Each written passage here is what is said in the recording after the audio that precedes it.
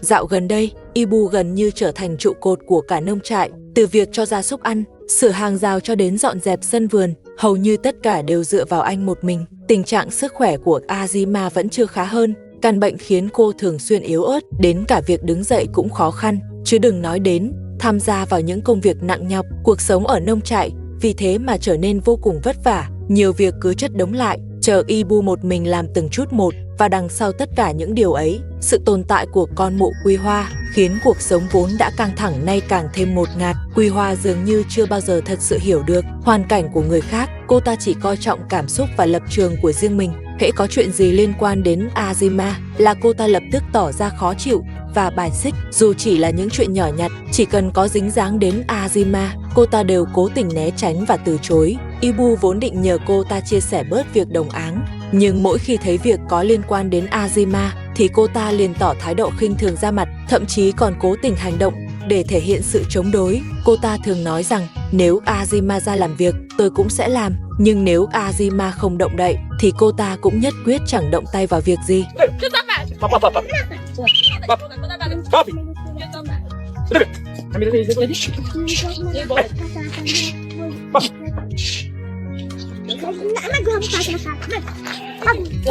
Điều đó rõ ràng là vô lý. Mọi người trong nông trại đều biết rõ rằng sức khỏe của Azima thật sự không ổn, căn bệnh khiến cậu gần như không thể lao động được. Thế nhưng con mụ Quy Hoa lại giả vờ như không biết gì, miệng thì luôn lớn tiếng nói về cái gọi là công bằng, nhưng cái công bằng của cô ta chẳng qua chỉ là để che giấu sự ghen tị và bướng bỉnh trong lòng. Cô ta không chịu nổi khi thấy Ibu quan tâm đến Azima và càng khó chịu hơn khi chứng kiến sự gắn bó dịu dàng ấy. Vậy là cô ta lấy cớ công việc, hết lần này đến lần khác cố tình gây chuyện. Ibu ban đầu vẫn cố nhẫn nhịn, anh hiểu rõ tính khí Quy Hoa không tốt và anh không muốn trong nông trại lại phát sinh thêm rắc rối mới. Thế nhưng thái độ của Quy Hoa ngày càng tệ hại hơn, thậm chí còn cố tình trì hoãn công việc để gây mâu thuẫn. Sau vài lần xung đột, Ibu cuối cùng cũng không kìm nổi cơn giận. Mỗi khi Quy Hoa vô cớ gây chuyện, anh đều nghiêm khắc ngăn lại. Thế nhưng con mụ Quy Hoa chưa bao giờ biết tự nhìn lại. Mỗi lần bị mắng, cô ta lại tìm cách trút giận lên Azima. Không khí trong nông trại vì thế càng ngày càng căng thẳng. Quy Hoa thường đứng ở một góc nào đó mà la hét ầm ĩ, cứ như muốn cả nông trại đều nghe thấy sự bất mãn của mình. Đôi khi cô ta chạy đến trước căn nhà của Azima, miệng buông ra những lời chua chát, tay chỉ trỏ loạn lên, giả vờ như thể bản thân bị oan ức lắm vậy. Mục đích của cô ta thật ra rất rõ ràng, là muốn làm Azima thấy xấu hổ và khiến Ibu dao động lòng tin. Cô ta ghen ghét đến cực độ với sự bảo vệ của anh dành cho Azima, cái dịu dàng và kiên nhẫn ấy. Trong mắt cô ta hóa thành một mũi dao, đâm sâu vào lòng khiến cô ta đau nhói.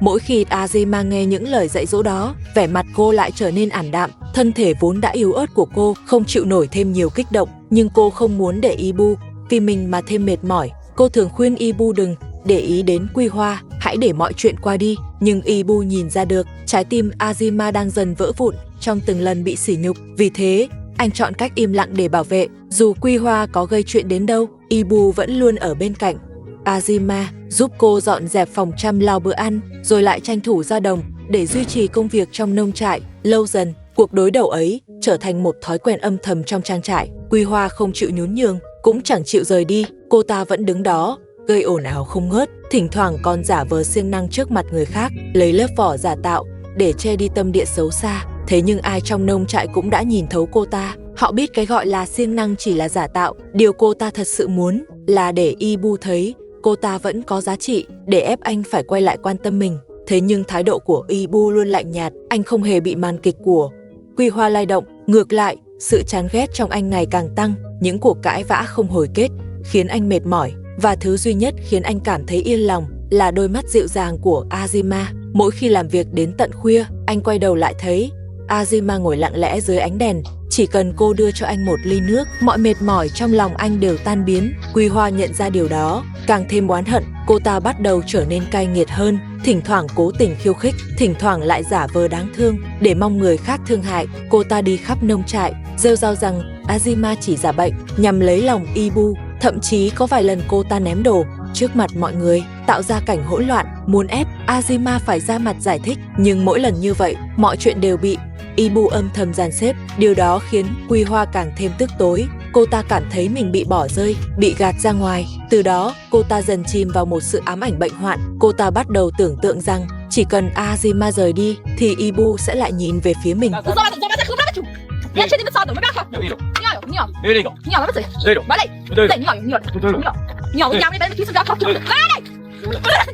Dù Quy Hoa có khiêu khích đến thế nào, Ibu vẫn chỉ quan tâm đến Azima. Anh chưa bao giờ đáp lại sự trêu chọc của cô ta. Vì thế, cô ta bắt đầu hoàn toàn mất kiểm soát. Cô ta la hét om sòm khắp nông trại, cố tình làm rơi vỡ dụng cụ khi đang làm việc, thậm chí còn phá hỏng hàng rào mà Ibu vừa sửa xong. Cô ta muốn dùng sự phá hoại để khiến Ibu chú ý, nhưng kết quả chỉ khiến mọi người càng thêm chán ghét. Sự yên bình của nông trại bị cô ta làm đảo lộn hết, gia súc bị hoảng sợ, trẻ con cũng phải lẩn tránh cô ta. Ibu vẫn cố gắng giữ bình tĩnh. Anh hiểu rằng Quy Hoa đã rơi vào trạng thái hoang tưởng, nếu đối đầu trực tiếp, mọi chuyện chỉ càng tệ hơn. Vì thế, anh cẩn thận bảo vệ Azima hơn bao giờ hết, cố gắng để cậu không bị cuốn vào rắc rối. Mỗi khi Quy Hoa lại bắt đầu ầm ĩ, Ibu lại tiếp tục công việc của mình.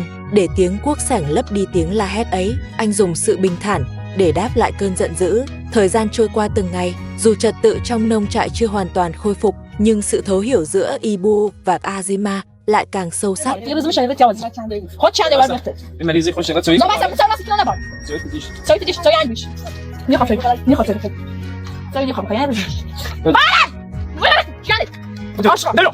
Giữa cánh đồng rực nắng ấy, Ibu vẫn tiếp tục lao động, gánh trên vai cả cuộc sống nặng nề và cả lòng kiên định trong sự bảo vệ thầm lặng. Quy Hoa vẫn không ngừng lải nhải, tiếng hét của cô ta hòa trong gió, dần trở thành thứ tạp âm quen thuộc của nông trại. Trong căn nhà nhỏ, Azima lặng lẽ nhìn anh, ánh mắt cậu chứa cả sự bất lực và lòng biết ơn sâu sắc. Giữa ba người họ, mối quan hệ đã hóa thành một sự cân bằng mong manh, một kẻ cố chấp, một người kiên định bảo vệ và một tâm hồn chỉ biết âm thầm chịu đựng. Nông trại vẫn vận hành như thường lệ, chỉ là bầu không khí vẫn căng như dây đàn, tựa như chỉ cần một tia lửa là sẽ lại bùng nổ. Quy Hoa vẫn mơ tưởng rằng chỉ cần Azima rời đi, nông trại này sẽ chỉ còn cô ta và Ibu. Nhưng trong lòng Ibu hiểu rõ, ngày đó sẽ không bao giờ đến. خب درست به من ربطی نداره چرا باید بیارم دوست ندارم نمیارم دوست دارم تو ربطی داری اخلاق درست حسابی داری نگاه کنم میادم مثل حیوان فکر میکنم من مثل خودت حیوانم